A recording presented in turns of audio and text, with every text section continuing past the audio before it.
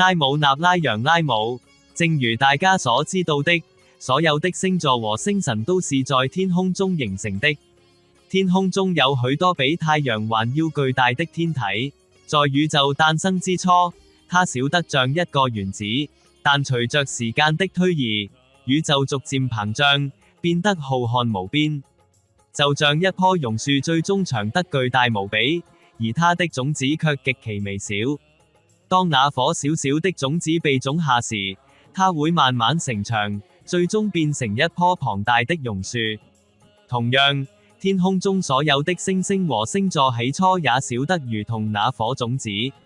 小到什麼程度呢？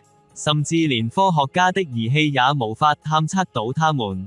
這片天空是吠陀的永恆和無限的經典。這才是真正的書籍，不是人類編寫的。它有無數頁，每一頁就是一顆星星或一個星座。這些天體中都蘊含着五大元素，五大 Mahabhutas 水、能量、空氣等一切。這些星辰和星座都是由這五大元素構成的。從這些元素中誕生了自然，也誕生了我們。我們的心靈、智慧和意識，正是源自於這些元素的能量。正是這種智慧和覺知，引導我們走上正確的生活之道。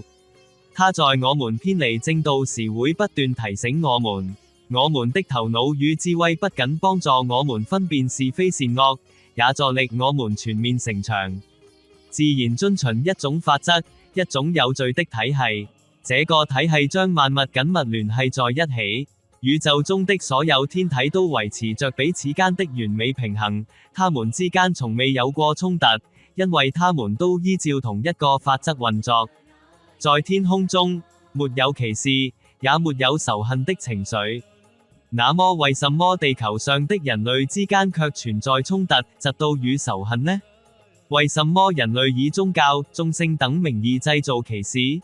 我們為什麼不向天空或自然學習如何有秩序、有尊重、和諧地生活？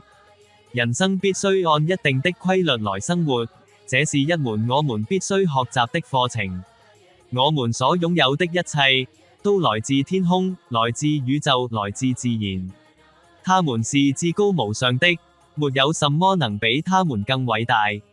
天空是否曾對星星和行星說：我是全部，你們都比我渺小？從未有過，對吧？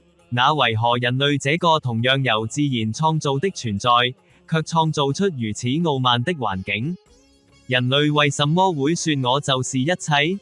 這種人性的傲慢，今天必須改變。只有這樣，地球上的每個人才能平等地生活。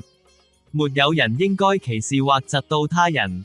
如果你希望改變這種人性，如果你想要按規則生活，那麼你自然應該與拉姆納拉揚拉姆這個名字建立聯繫。這是一個帶來生命意義轉變的種子咒語。已經有數百萬人通過與這個名字建立聯繫而改善了他們的生活，理解了生命的真正意義。那麼，你為什麼還在猶豫？